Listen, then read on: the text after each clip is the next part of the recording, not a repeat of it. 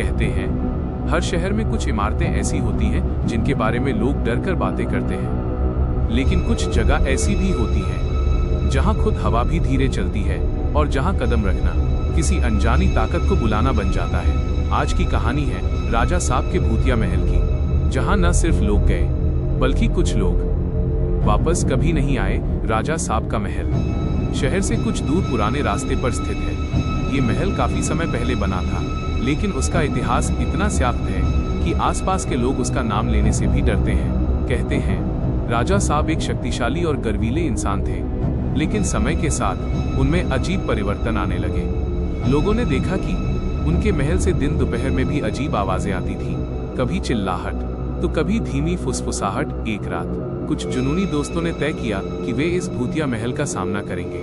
रात के अंधेरे में जब चांद भी बादलों के पीछे छुपा हुआ था, वे महल के अंदर गए। जैसे ही उन्होंने कदम रखा, दरवाजा अपने आप बंद हो गया।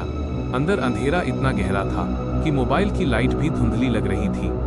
तभी एक चिल्लाहट, जैसे किसी ने जोर से कहा हो, बाहर जाओ। वे दोस्त धीरे धीरे आगे बढ़ते गए और हर कमरे में कुछ न कुछ अजीब होता गया।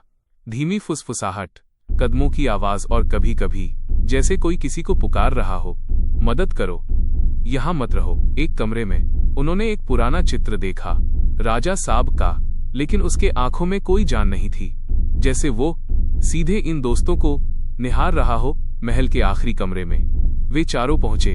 कभी कभी अपने आप दरवाजे खुलते, कभी कभी दरवाजे बंद हो जाते बिना किसी के। तभी अचानक लड़कों ने सुना एक धीमी आवाज, तुम्हें वापस नहीं जाना। और तभी लाइट चली गई। सब कुछ अंधेरे में डूब गया।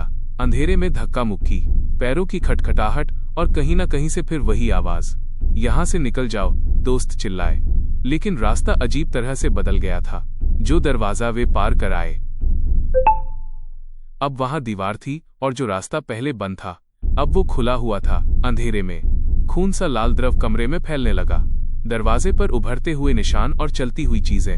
एक आंख झपकी और उन्होंने महसूस किया कोई छाया उनके चारों ओर मंडरा रही थी। फिर अचानक एक तेज आवाज और महल एकदम शांत। वे चारों जान बचाकर बाहर निकल आए, लेकिन जिन्होंने कहा था कि वे वापस नहीं आएंगे, दोनों दोस्तों में से एक का नाम उस रात के बाद सबने सुनना बंद कर दिया।